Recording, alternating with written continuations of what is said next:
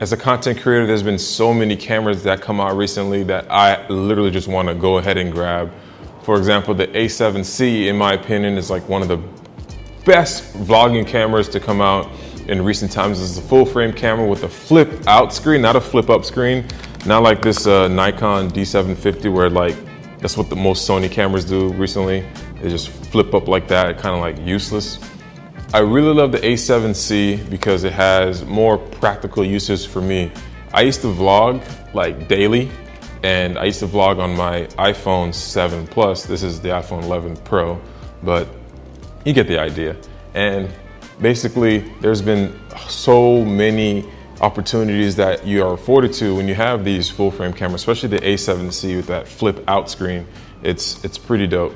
And I feel like there's so many different cameras that are going to be coming out soon that you as a content creator, you want to take advantage of, like you want to do it. But I'll let you know that you're all set. If you're a content creator and you're creating content, you already have the dream camera. It's right here.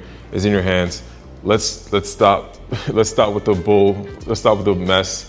You don't really need to go out and buy that new camera. Although, depending on your need or use, you might have to pick up that new camera because let's say you're moving into a new niche.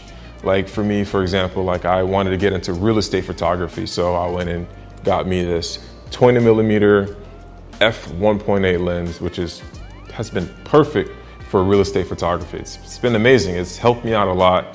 And that's a need. Like you really need a wide angle lens, full frame lens like this for that.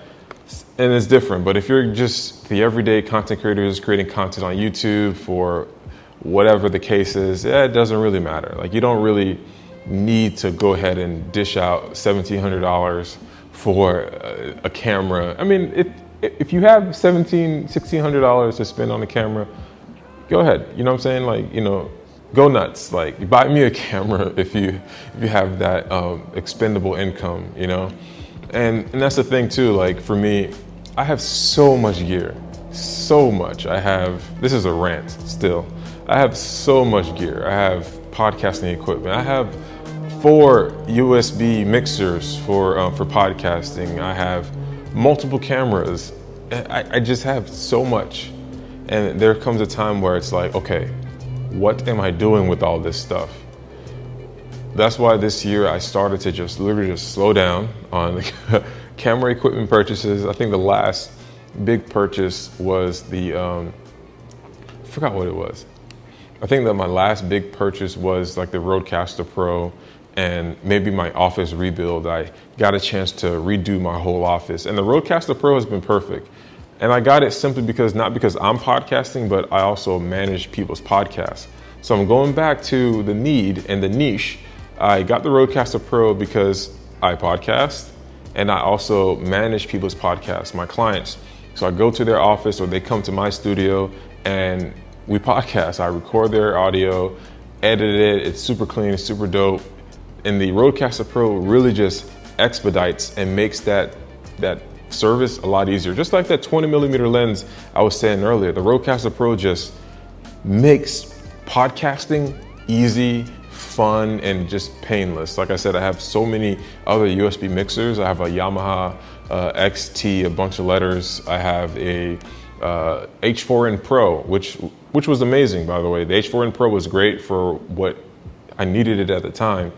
But as I progressed and started managing multiple people's podcasts that have surprising 5, 2 guests, 4 guests, I didn't have the ability to take care of that on the H4n Pro. I didn't have the ability to just have 4 XLRs.